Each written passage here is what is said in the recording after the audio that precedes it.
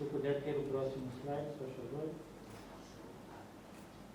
Mostra o conteúdo da apresentação. Então, como sempre, vou primeiro fazer uma análise da evolução da epidemia na nossa região e, a seguir, então, irei descrever como é que nós estamos com a situação epidemiológica no nosso país, olhando para casos positivos, recuperados e fazendo um sumário de como decorre a investigação em Afonso. O próximo, por favor. Então, este gráfico mostra a evolução das curvas epidemiológicas na nossa região. Como vem, ainda há uma dominância grande da epidemia na África do Sul, que registra 75% dos casos da nossa região. A África do Sul, neste momento, registra cerca de 6 mil casos já, dos quais 304 nas últimas 24 horas. Portanto, a África do Sul, só nas últimas 24 horas, registrou mais casos que Moçambique durante esta epidemia toda. Na África do Sul existe transmissão comunitária, portanto, há transmissão ao nível da comunidade. Em África, outros países que apresentam transmissão comunitária, neste momento, são a Argélia, a Nigéria, Guiné-Conakry, Burkina Faso, Maurícias e Tunísia. O próximo slide, por favor. Nós retiramos aqui a curva da África do Sul para que as outras curvas possam ser vistas com mais detalhe. E aqui, então, destacamos as curvas de Maurícias, da República Democrática do Congo, da Tanzânia, de Madagascar, da Zâmbia e de Eswatini. Faço notar que em Eswatini agora já tem 106 casos, 6 dos quais das últimas 24 horas, e em Eswatini este número de casos é muito significativo porque a população do Eswatini é uma população relativamente pequena. Em Eswatini também registram-se aquilo que nós chamamos de casos esporádicos, portanto não há transmissão comunitária, são casos esporádicos. Os outros países da nossa região também, à semelhança de Eswatini e de Moçambique, são países que registram casos esporádicos. Nos outros países da região, nós temos observado até agora entre 16 e 109 casos esporádicos, nos países vizinhos a nós, portanto, com exceção da Tanzânia, que tem um número mais alto de casos. A Namíbia é um país que registrou apenas 16 casos e está há 26 dias sem registrar um caso. O próximo slide, por favor.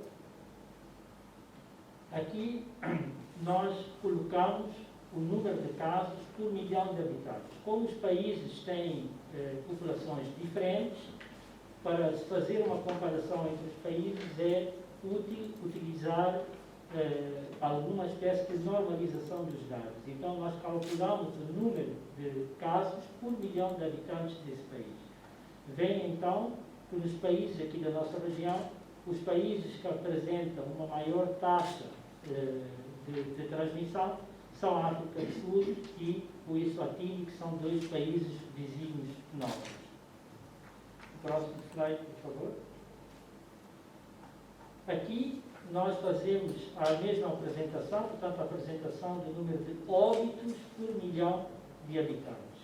E aqui também vemos que a África do Sul é o país que tem o maior número de óbitos por milhão de habitantes, seguindo-se depois o Eswatini. Moçambique e Namíbia são os países que não registraram nenhum óbito até então. O próximo, por favor. Esta curva mostra o número de testes que nós realizamos no país, desde que começamos a testar em meados de março até hoje, e o número de casos positivos. As barras em azul mostram o número cumulativo de testes feitos e as barras cor-de-rosa mostram o número de casos positivos que nós registramos. Portanto, nós estamos até agora com 2.466 testes realizados e 80 casos positivos. O próximo slide, por favor. Nós aqui apresentamos o número de testes realizados por semana epidemiológica. Volto a recordar que a semana epidemiológica ela inicia no domingo e termina no sábado seguinte. Portanto, a última semana epidemiológica terminou ontem e hoje começa uma nova semana epidemiológica. Portanto, nós aqui vemos que o número de testes que nós temos vindo a realizar tem crescido substancialmente. Na semana epidemiológica que findou ontem, realizamos 763 testes, contra 623 da semana epidemiológica anterior. E depois a última barra, que é mais pequena, que diz 129, é o número de testes que foram realizados, reportados hoje, que é o início de uma nova semana epidemiológica. O gráfico à direita mostra o motivo da testagem e em cor de rosa vocês veem que a maior parte da nossa testagem é dirigida a suspeitos e seus contactos e cerca de um quarto diz respeito àquilo que nós chamamos de vigilância ativa. A vigilância ativa é uma espécie de vigilância sentinela que nós fazemos em algumas unidades sanitárias do nosso país, em todas as províncias, onde testamos os casos com doença respiratória grave e também, nas últimas 2 semanas, começamos a testar alguns casos de doença respiratória ligeira. Por que nós fazemos isso? Fazemos isso porque queremos ver se há indivíduos que são infectados pelo coronavírus, que desenvolvem uma doença respiratória e que vão ao hospital. Portanto, ao nível dessas unidades sanitárias, nós fazemos essa vigilância sentinela para detectar se há ou não uma transmissão ativa do coronavírus ao nível das nossas comunidades. O próximo slide, por favor. Este gráfico mostra a proveniência das amostras por província e nós vemos aqui que a maior parte das amostras que nós testamos até hoje vem da cidade de Maputo província e de Cabo Delgado, mas começamos a registrar um incremento da testagem também a ser realizada em outras províncias do país, muito à custa da chamada vigilância ativa, onde nós, ao nível de algumas unidades sanitárias, como eu expliquei, testamos os doentes com doença respiratória grave e em algumas unidades sanitárias também doença respiratória ligeira, para ver se detectamos presença do coronavírus. O próximo slide, por favor. Este gráfico mostra o número de casos por semana epidemiológica e nós vemos que até a semana passada registrávamos um número crescente de casos. No entanto, na semana epidemiológica que findou ontem, registramos menos casos quando comparados com a semana anterior. Portanto, na semana epidemiológica que findou ontem, registramos 9 casos, na semana anterior registramos 35 casos. Este tipo de curva epidemiológica é típica de um país que registra casos esporádicos.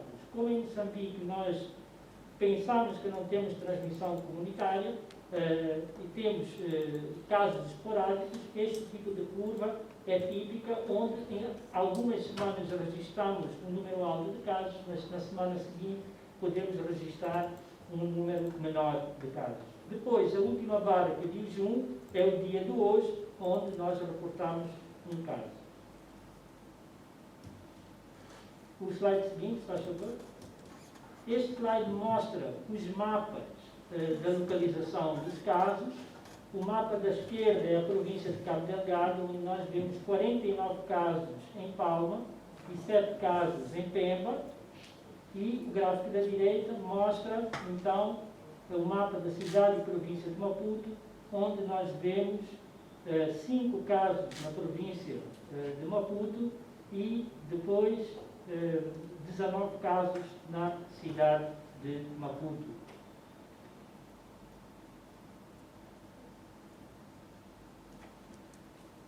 Aqui, o próximo slide, se faz favor. Aqui, neste slide, nós mostramos o perfil dos casos positivos em Moçambique, os 80 casos que estão diagnosticados até hoje.